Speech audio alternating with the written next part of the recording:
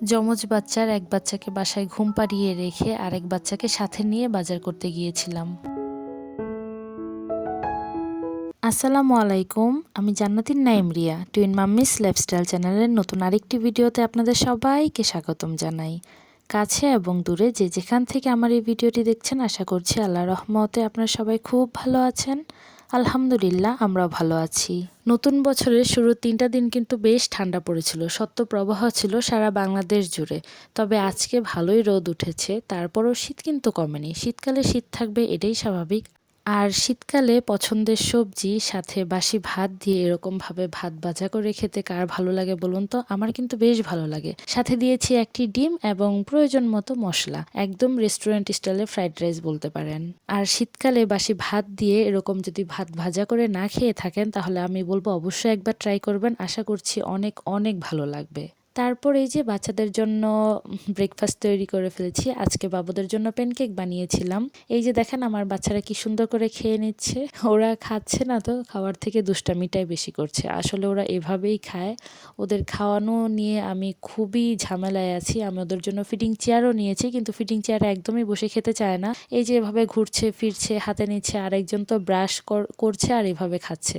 এই হচ্ছে অবস্থা। ও হাতে ব্রাশ নিয়েছে ঠিকই, কিন্তু ব্রাশ করার কোনো নামগন্ধ নেই। এখানে এসে ব্রাশ করছে পেনকেককে। এই বয়সে বাচ্চারা দুষ্টামি করবে, এটাই স্বাভাবিক। আমি কিন্তু ওদের এই দুষ্টামিগুলো বেশ উপভোগ করি।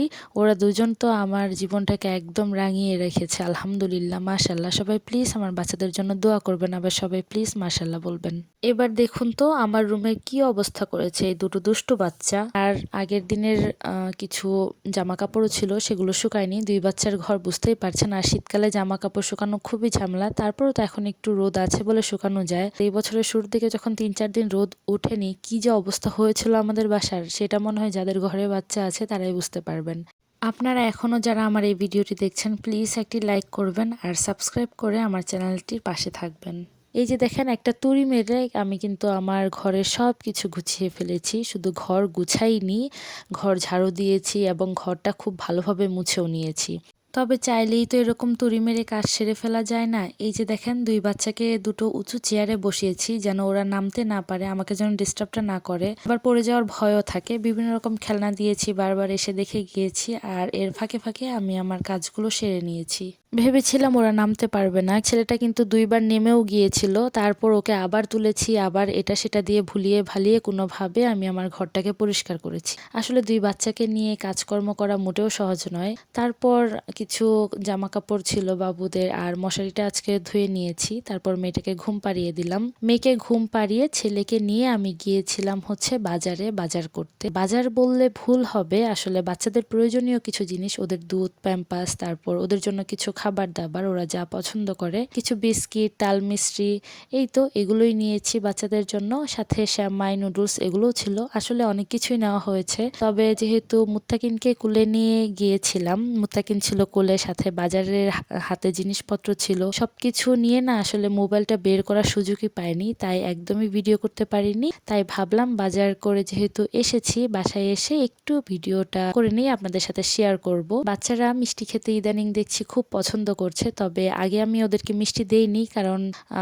মিষ্টি খাবারটা বাচ্চাদের যতটা কম দেওয়া যায় ততটাই ভালো। কিন্তু ইদানিং দেখছি ওরা পছন্দ করছে, তাই একটু একটু দেওয়ার চেষ্টা করছি।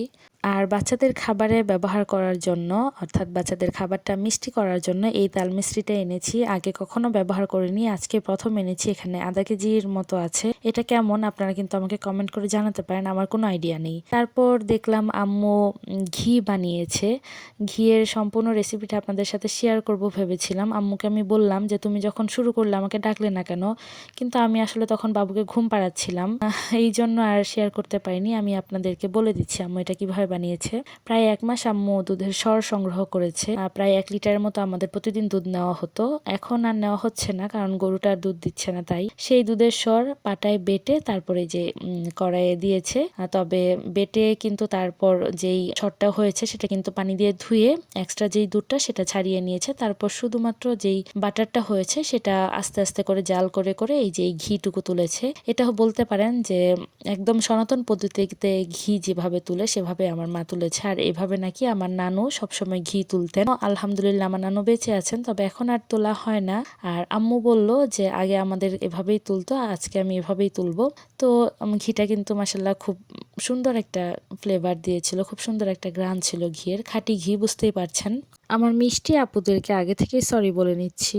আজকে আর কোনো ভিডিও শ্যুট করতে পারিনি, কারণ বাবুকে নিয়ে যেহেতু বাজারে গিয়েছিলাম, তারপর এসে তাদেরকে খাইয়েছি, ঘুম পাড়িয়েছি, অনেকটা সময় চলে গিয়েছে, আমি আর ভিডিও করতে পারিনি। তাই আমি আগের কিছু ক্লিপ জুড়ে দিয়েছি এই ভিডিওটার সাথে, আশা করছি আপনারা বুঝতে পারবেন।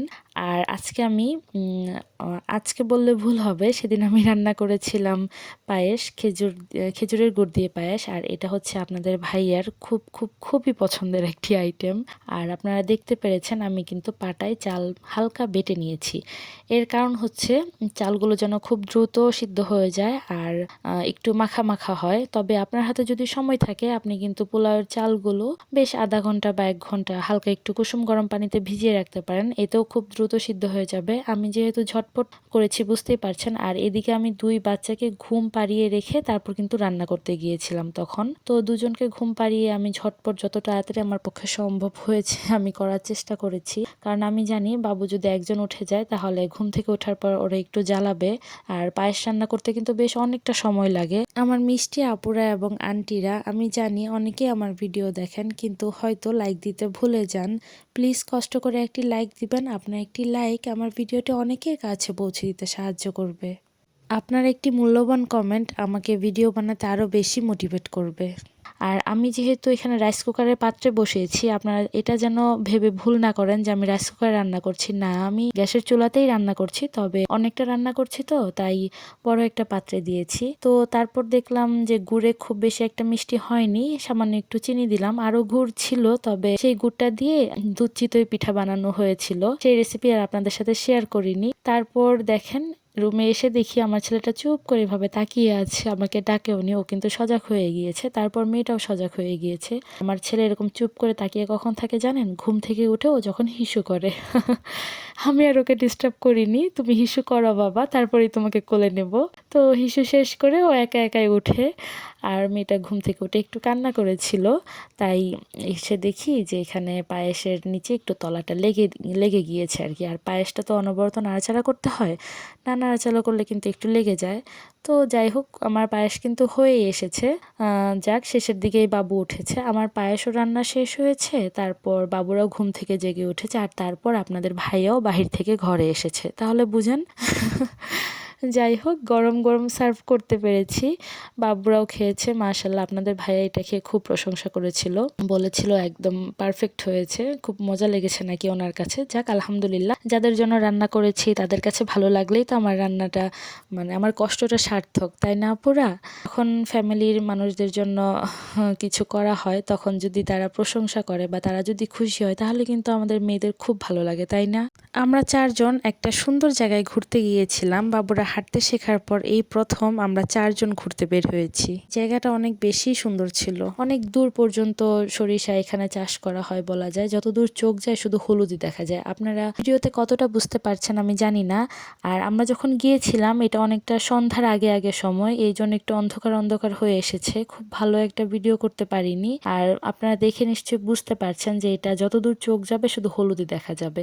তবে আমরা যখন গিয়েছি তখনও পুরোপুরিভাবে সরিষা ফুলগুলো ফুটেনি, কিছু কিছু জায়গায় ঘন, আবার কিছু জায়গায় নতুন গাছ লাগিয়েছে, একটু বড় হয়েছে, আবার কিছু জায়গায় হালকা সরিষা ফুল ছেড়েছে। তবে যখন একদম পুরো সরিষা ফুলটা হয়ে যাবে এই জায়গাটা দেখে মনে হবে যে আপনি অন্য একটা রাজ্যে চলে এসেছেন। সত্যি খুব সুন্দর ছিল।